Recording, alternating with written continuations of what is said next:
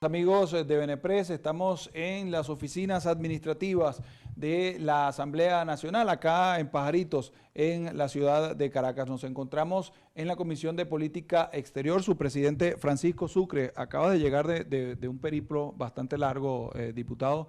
En esta situación que atraviesa Venezuela, empiezo preguntándole primeramente el panorama político de Venezuela, cómo lo analizan los distintos gobiernos con los que tuvo contactos en este periplo, en esta vuelta que le dio por la Comisión de Política Exterior. Sí, bueno, en primer lugar te digo que hay una preocupación genuina de parte de las democracias del mundo en relación a la gravísima crisis que estamos confrontando en Venezuela, que es una crisis que todos sabemos ya hace mucho tiempo trasciende nuestra frontera, empezando por el problema del éxodo de más de casi ya 5 millones de venezolanos que está causando pues una presión muy importante en las economías de los países receptores, que son fundamentalmente las economías de América Latina. Pero más allá de eso, hay una legítima preocupación en relación a la deriva criminal de la dictadura del señor Maduro.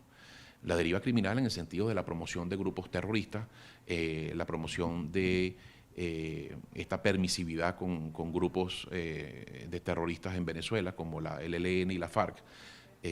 La estimación que tenemos es que hay presencia activa de estos elementos subversivos en 13 estados de Venezuela. Eso, por supuesto, está causando una amenaza clara, directa a la estabilidad y la seguridad del hemisferio. La crisis económica que estamos confrontando los venezolanos, que es la causante, es el detonante de este éxodo masivo de ciudadanos venezolanos, por supuesto, sumado a la promoción del terrorismo, sumado a la permisividad con el tráfico de drogas por Venezuela. Según la DEA norteamericana, están transitando por nuestro territorio todos los años 240 toneladas de cocaína, que pasan libremente por nuestro territorio en vía a Europa o en vía a Norteamérica, a Centroamérica y a Norteamérica. Entonces, la preocupación que existe fundamentalmente hoy es cómo esta dictadura de Maduro se está convirtiendo a pasos muy acelerados en una amenaza clara, concreta a la estabilidad y la seguridad de nuestro hemisferio. Usted me comentaba que son 60 ya los países que reconocen al gobierno interino de Juan Guaidó acá en Venezuela. Cuando usted se sienta, por ejemplo, en Grecia o en cualquier otro de los países, ¿qué argumenta usted para tratar de que los países pasen a apoyar la vuelta de la democracia en Venezuela, donde claramente hay una dictadura? No estoy opinando, es lo que vivimos acá en Venezuela. ¿Cuáles son los argumentos que lleva la Comisión en sus hombros para conversar con estos gobiernos? Bueno, fundamentalmente la pertinencia constitucional y legal de la presidencia interina de Juan Guaidó. Nosotros tenemos un estatuto para la transición. Explicamos cómo ese estatuto es un estatuto que va a normar esa transición, que tiene un tiempo definido, porque Juan Guaidó hoy asume la presidencia de la República interinamente a través de un mandato constitucional establecido en el artículo 233, como todos los venezolanos ya saben, y eso hay que explicárselo a la gente, explicárselo a los gobiernos y, por supuesto, explicar cómo es la magnitud del deterioro de la crisis económica que estamos soportando los venezolanos. Y además que ya los países están en cuenta. Hemos ido a países en donde están muy bien enterados de lo que aquí está sucediendo a través de sus embajadas y a través de medios de comunicación, y estos países entienden que la lucha que estamos dando los venezolanos es una lucha absolutamente legal, constitucional, y el reconocimiento a Juan Guaidó como presidente encargado de Venezuela es un reconocimiento a esa lucha de millones de venezolanos, que ya sumamos más del 90% de los venezolanos que queremos básicamente lo que todos esos países tienen, que son elecciones transparentes, la posibilidad de que los venezolanos podamos definir nuestro destino, Fernando, en una votación libre, transparente, con observación electoral calificada. Eso lo hemos dicho en todos los países a los que hemos ido, países, por cierto, que muchos de ellos han tenido elecciones en épocas recientes. El Salvador, por ejemplo, y tiene un nuevo presidente. México, con el señor López Obrador. Bueno, tuvieron unas elecciones transparentes y se respetó la voluntad del pueblo mexicano, igual en Brasil, igual en Grecia recientemente, que ganó el actual primer ministro Mitsotakis, con quien sostuvimos varios encuentros allá en la ciudad de Atenas, y por cierto ya hemos designado un representante del gobierno interino en Grecia. Y bueno, hay un entendimiento muy claro de lo que aquí en Venezuela está sucediendo, y creo que nosotros hemos podido articular una alianza internacional, Fernando, que no se veía desde la coalición que se conformó para luchar contra Hitler en la Segunda Guerra Mundial. No se había visto. Son países tan diversos, estamos hablando de la mayoría de los países de la Unión Europea, la mayoría de los países de América, la mayoría de las democracias occidentales que compartimos valores comunes. Lucha contra el tráfico de drogas, lucha contra el terrorismo, que hoy es una amenaza importantísima en el mundo, y tenemos entonces hoy una dictadura en Venezuela que está promoviendo abiertamente la presencia de estos grupos y quieren convertir a Venezuela en un santuario en América Latina para el desarrollo de estas actividades terroristas que son uno de los principales enemigos de las democracias occidentales. Fíjese que en torno a esta situación de los grupos terroristas o estas llamadas guerrillas colombianas que hacen vida ahora en Venezuela, el ELN, la FARC, los Rastrojos, bueno, son una cantidad de grupos armados que todos son señalados de traficar droga y de eso viven, ¿no? Del secuestro, del amedrentamiento de la sociedad. Recientemente el video de Iván Márquez, Luciano Marín alias Iván Márquez, donde dice que retoman las armas, se dice, nadie ha podido dar fe cierta de si eso se grabó en territorio venezolano o no, pero el propio presidente de Colombia, Iván Duque, ha señalado a Nicolás Maduro como permisivo en cuanto al uso de nuestro territorio para que el ELN se reagrupe y las FARC igualmente. Además se planeen actos en Venezuela que se cometen en Colombia.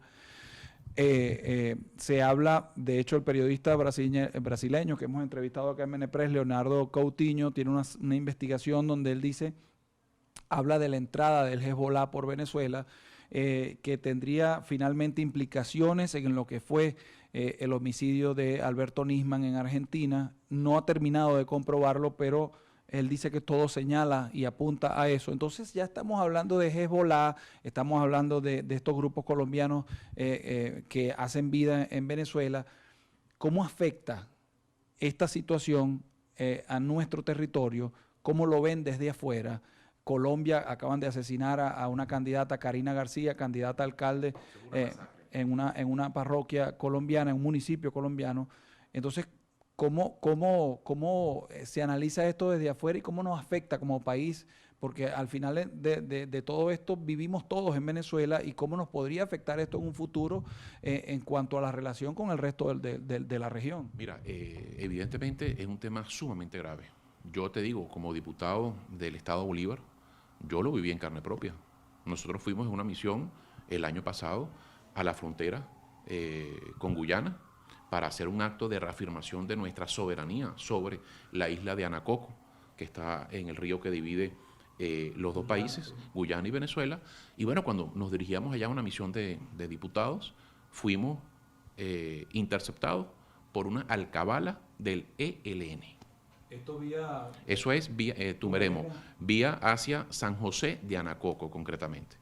A nosotros nos detiene un puesto del ejército venezolano, nos preguntan qué vamos a hacer, les explicamos lo que íbamos a hacer, y los mismos funcionarios del ejército nos dicen, bueno, ustedes podrán llegar hasta allá si la alcabala del ELN, que está a menos de 1 kilómetro del puesto de los funcionarios nuestros, los dejan. Y efectivamente, no pasaron más de 800 metros y nos pararon una alcabala del ELN. Nos revisaron el carro, nos preguntaron, bueno, ejerciendo control territorial en nuestro territorio, una cuadrilla del ELN con armas largas de guerra, cuestiones alusivas al Che Guevara, a Mao Zedong, todos estos temas comunistas. Una realidad. Es que es una realidad. Entonces, esta realidad la conoce el mundo. Y como te decía, hoy en el mundo hay una gran preocupación. El enemigo fundamental de las democracias en el mundo es el terrorismo. Inclusive el propio presidente de Rusia, Putin, está planteando convocar a una cumbre mundial para combatir el terrorismo, porque muchos países han sido... Entonces no puede ser que Venezuela, siendo una democracia que fue ejemplo en América Latina de promoción de esos valores democráticos, de promoción de la seguridad y la estabilidad del continente, hoy se está convirtiendo en lo contrario.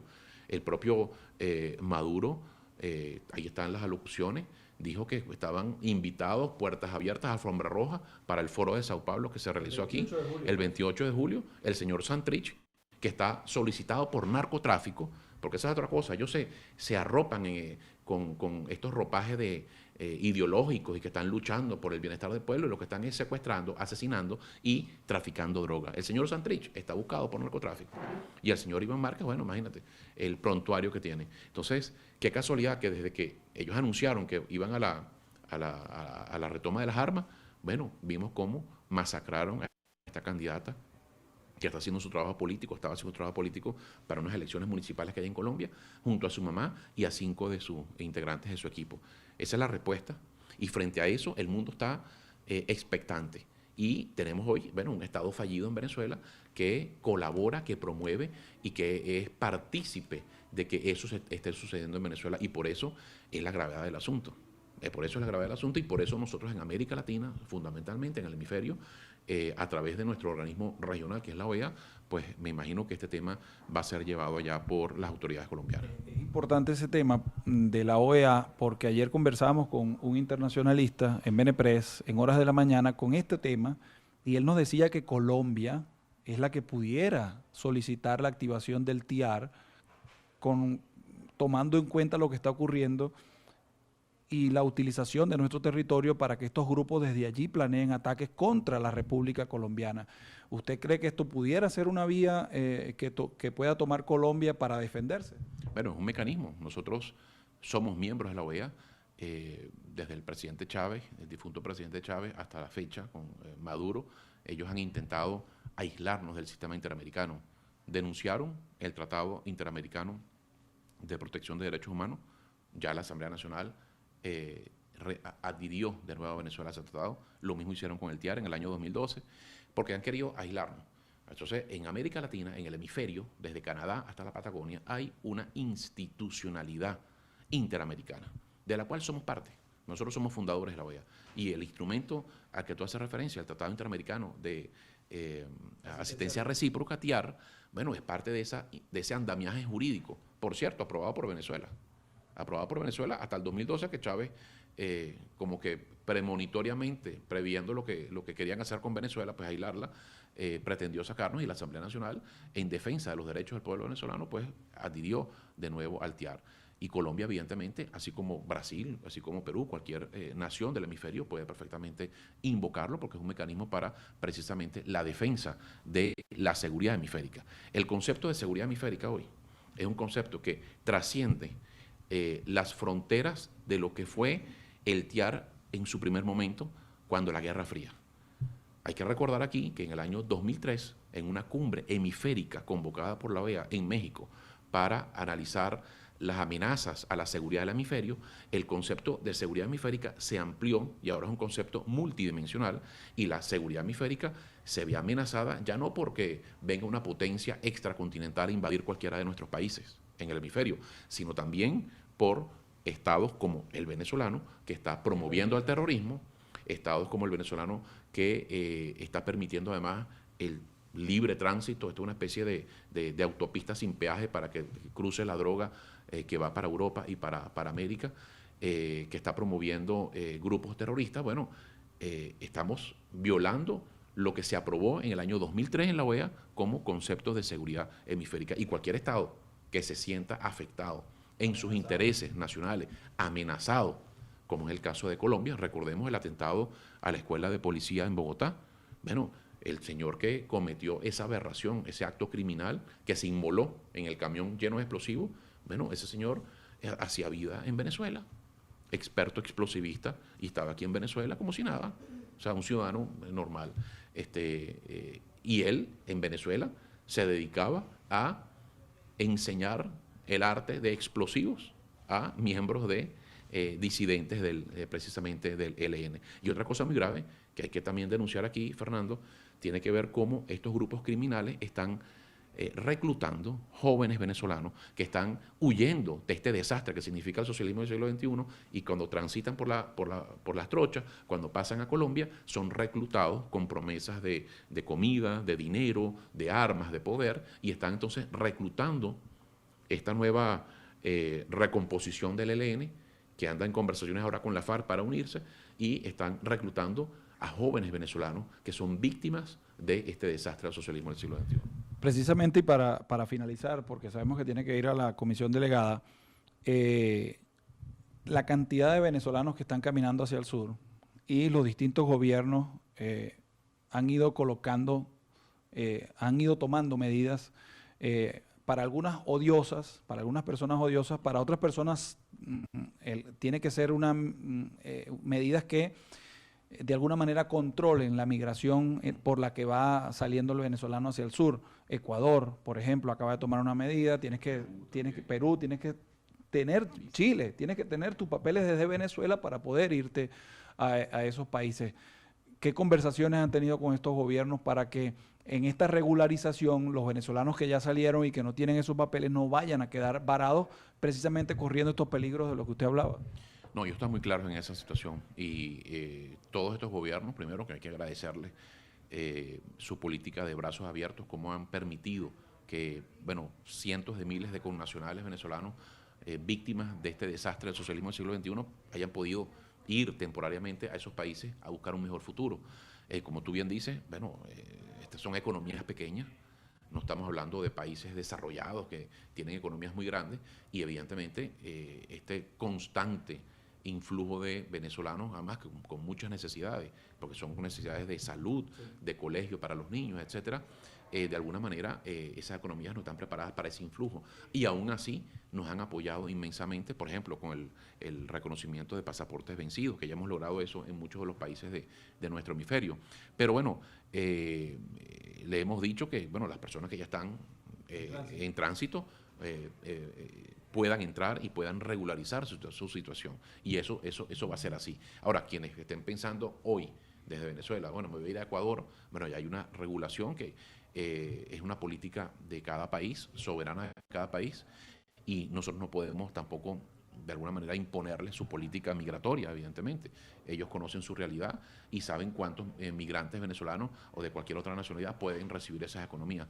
Pero lo que sí es cierto es que hay una absoluta unanimidad en estos países de América Latina de cuál es el origen de ese desastre, de esa crisis migratoria terrible que supera ya con creces a lo que es hoy en día la misma crisis migratoria que se está dando en Siria, que tiene una guerra civil de 8 años, y los números de refugiados, de exiliados sirios es absolutamente igual hoy a lo que estamos viendo en Venezuela. Y nosotros sin ningún tipo de conflicto armado, sin ningún tipo de situación de esta naturaleza, que es lo que normalmente en la historia del mundo es lo que ha propiciado que se den estos flujos migratorios.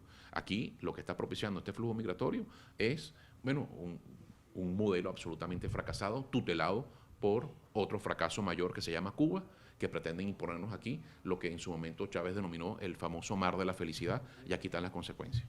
Bien, ahí escuchaban al diputado Francisco Sucre, presidente de la Comisión de Política Exterior de la Asamblea Nacional, hablando del trabajo que realizó fuera de Venezuela, buscando el reconocimiento del gobierno interino de Juan Guaidó y el apoyo de lo que han denominado desde la Asamblea Nacional la recuperación, la reinstauración de la democracia acá en Venezuela.